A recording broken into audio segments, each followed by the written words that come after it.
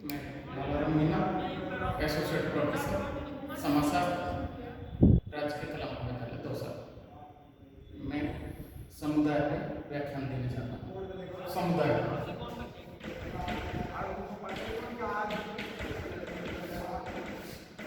समुदाय का शाब्दिक अर्थ या अर्थ। समुदाय प्राचीन समय से ही व्यक्ति समूह और समुदाय में निवास करता था, समूह में रहता था, समूह से ही समुदाय का निर्माण हुआ है। समुदाय में व्यक्ति अपनी आजीविका का पालन करता था। एक व्यक्ति दूसरे व्यक्ति पर निर्भर रहता था, एक व्यक्ति दूसरे व्यक्ति की आवश्यकताओं की पूर्ति करता था। समुदाय अलग अलग विषय समुदाय का तात्पर्य या अर्थ अलग अलग तरीके से निकालते हैं। जैसे जैन समुदाय, ब्राह्मण समुदाय, आर्य समुदाय, विद्यार्थी महिला, अलग अलग अर्थ हैं, परंतु समाजशास्त्र में समुदाय का तात्पर्य बिल्कुल भिन्न होता है। समाजशास्त्र में समुदाय का तात्पर्य दो या दो से अधिक व्यक्ति एक निश्चित भौगोलिक क्षेत्र में निवास करते हैं और उनमें आपस में हमकी या आत्मीयता की भावना पाई जाती है, उसे समुदाय कहा जाता है। अब मैं आपको समुदाय का शाब्दिक अर्थ बता रहा हूँ। समुदाय का शाब्दिक अर्थ, समुदाय अंग्रेजी के कम्युनिटी शब्द से निकला है। समुदाय दो शब्दों से मिलकर बना है, कम प्लस म्यूनस, जो कि लैटिन भाषा से लिए गए हैं। कम का तात्पर्य होता है टुगेदर, यानी कि साथ साथ, और म्यूनस का तात्पर्य होता है सेवा, साथ साथ मिलकर सेवा करना। ये समुदाय का एक महत्व और एक अच्छा, एक बिल्कुल सटीक निष्कर्ष निकलता है। साथ साथ मिलकर सेवा करना या साथ साथ मिलकर के समाज में या एक स्थान पर निवास करना, रहना, इसे हम कम्युनिटी कहते हैं। समुदाय का तात्पर्य या समुदाय तीन मूलभूत आवश्यकता पाई जाती है समुदाय की। पहला, या समुदाय के तीन मूलभूत आवश्यकता तो होते हैं। फर्स्ट, समुदाय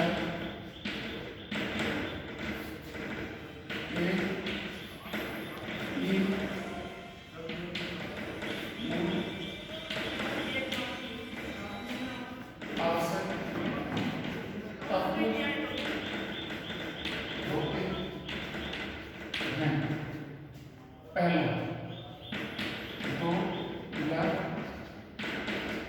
दो से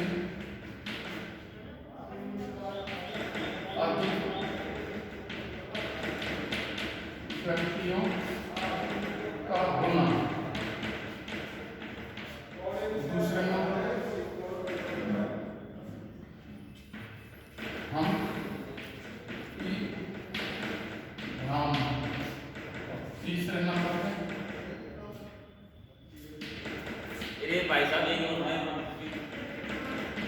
स्थायी या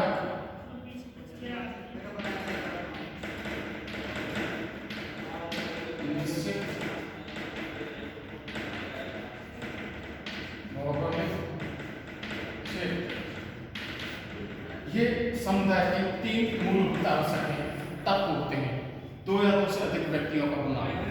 अकेला व्यक्ति किसी भी समूह, समुदाय और संगठन की आवश्यकता की पूर्ति नहीं कर सकता। जब तक उसमें दो या दो से अधिक व्यक्ति नहीं होंगे, तब तक आवश्यकता की पूर्ति नहीं हो सकती। दूसरे नंबर पर हम की भावना, या हम की भावना का तात्पर्य होता है प्रत्येक व्यक्ति एक दूसरे के साथ में जुड़ा हुआ रहे, आत्मीयता की भावना रखे, और आत्मीयता की भावना रखेगा तभी वो उस ग्रुप को अच्छे से या आगे बढ़ाएगा, अच्छे से उससे पालन करेगा और पालन करवाएगा नियमों का। उसके बाद में स्थायी या निश्चित भौगोलिक क्षेत्र। निश्चित भौगोलिक क्षेत्र का तात्पर्य होता है कि एक समुदाय की एक निश्चित परिधि होती है, निश्चित भौगोलिक क्षेत्र होता है। जब तक उसका निश्चित भौगोलिक क्षेत्र नहीं होगा तो वो समुदाय की श्रेणी में नहीं आएगा या नहीं कहलाएगा। जैसे ग्रामीण समुदाय,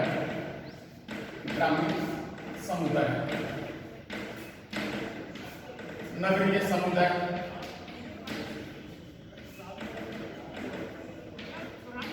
सबका अपना एक निश्चित भौगोलिक क्षेत्र होता है। ग्रामीण समुदाय का अपना एक निश्चित भौगोलिक क्षेत्र रहता है, नगरीय समुदाय का अपना एक निश्चित भौगोलिक क्षेत्र होता है, जिसमें व्यक्ति निवास करते हैं और उनकी भावना पाई जाती है और 2 या 2 से अधिक व्यक्ति होते हैं। इस तरीके से समुदाय की तीन मूलभूत आवश्यकता होती है, जो कि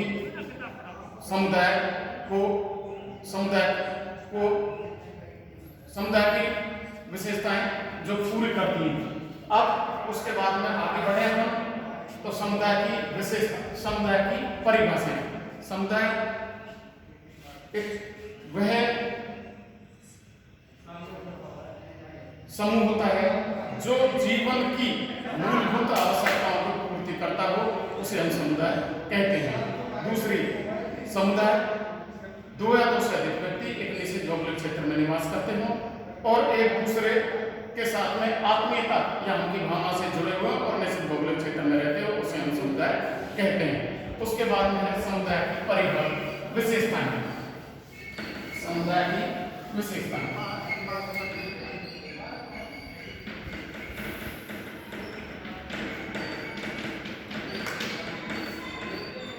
ये समुदाय की विशेषताएं: स्वतः विकास,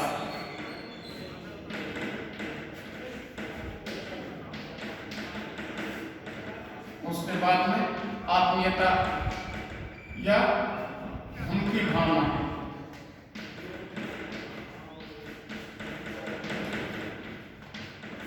उसके बाद में 2 या 2 से अधिक व्यक्ति,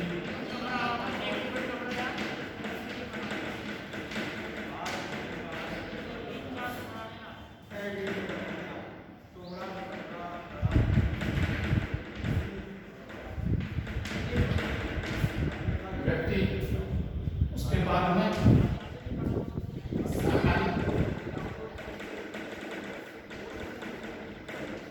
नियम व्यवस्था, उसके बाद में स्थायी, उसके बाद में मूर्तता, उसके बाद में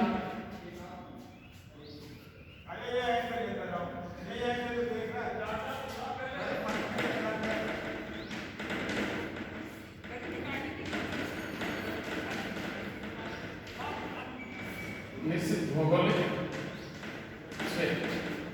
ये समुदाय की कुछ विशेषताएं होती हैं। जैसे समुदाय का स्वतः विकास होगा, किसी व्यक्ति विशेष के द्वारा समुदाय का विकास नहीं होता है।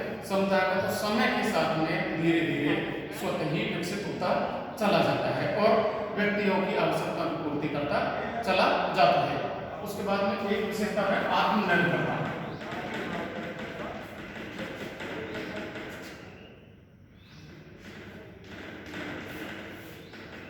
उसके बाद में समुदाय में स्वतः विकास अपने आप विकसित होता है, समय के साथ साथ में होगा। पहले समूह के रूप में व्यक्ति रहते हैं, फिर बड़ा ग्रुप बन जाएगा, उसके बाद वो समुदाय में परिवर्तित होता चला जाएगा। और जब वो रहेगा तो हम की भावना पाई जाएगी, उसमें हम की भावना, आत्मीयता की भावना, सहयोगी प्रवृत्ति होगी, सहयोग भी कह सकते हैं अपन उसे। और एक व्यक्ति दूसरे व्यक्ति का साथ देगा, सहयोग देगा और आवश्यकता की पूर्ति करता चला जाएगा और एक दूसरे पे वो निर्भर रहेंगे। उसके बाद में 2 या 2 से अधिक व्यक्ति होने चाहिए। अकेला व्यक्ति किसी भी समाजशास्त्र की परिभाषा को पूरी नहीं कर सकता जब तक 2 या 2 से अधिक व्यक्ति नहीं होंगे। तो समुदाय के लिए भी 2 या 2 से अधिक व्यक्ति होने चाहिए जो कि वो आवश्यकताओं की पूर्ति कर सकें। किसी भी समूह, संगठन, समुदाय का निर्माण कर सकेंगे।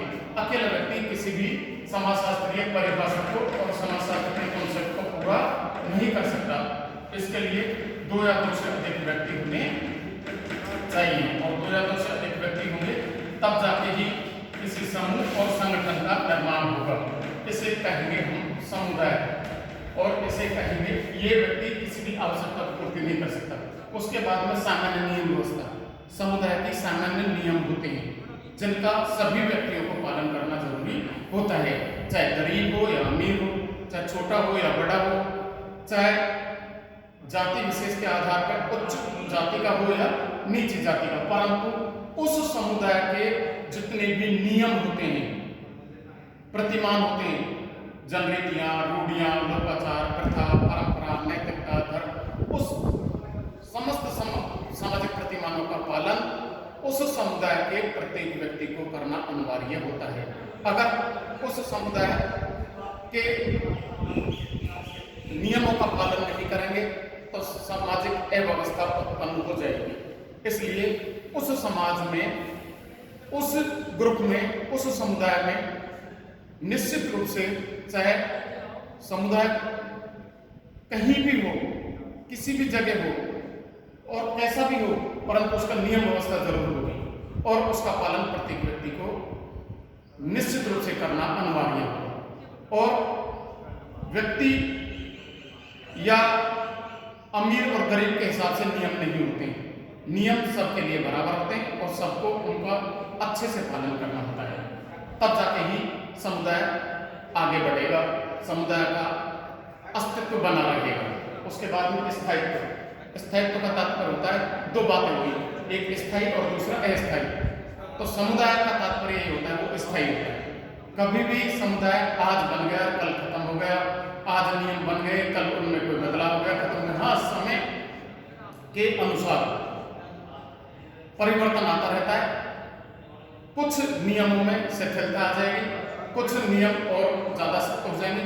परिवर्तन समय के अनुसार आएगा, परंतु वो स्थायी होते हैं, कभी भी बदलेंगे नहीं, छोटे मोटे बदलाव आते रहते हैं। उसके बाद में मूर्तता, समुदाय की अगली विशेषता ये होती है, मूर्त होता है, वो दिखाई देता है। क्यों? क्योंकि दो या दो से अधिक व्यक्ति होते हैं, निश्चित भौगोलिक क्षेत्र में होते हैं, तो निश्चित रूप से वो दिखाई देंगे, दिखाई देते हैं, और तब जाके ही वो समुदाय कहलाएगा। अगर वो दिखाई नहीं देगा तो समुदाय या मूर्तता का कोई तात्पर्य नहीं होगा। तो समुदाय की एक विशेषता होती है, वो मूर्तता होती है, उसमें वो दिखाई देता है, दिखाई देने योग्य होता है, तब जाकर वो समुदाय कहलाता है। उसके बाद में निश्चित भौगोलिक क्षेत्र।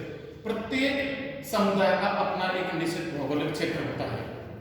उसी निश्चित भौगोलिक क्षेत्र से उस समुदाय की अपनी एक पहचान होती है, जैसे ग्रामीण समुदाय, नगरीय समुदाय। और ग्रामीण समुदाय में प्रत्येक गांव का अपना एक नाम होता है और उस नाम से उसकी पहचान होती है और उस नाम से उसे जाना जाता है, पहचाना जाता है और समझा जाता है।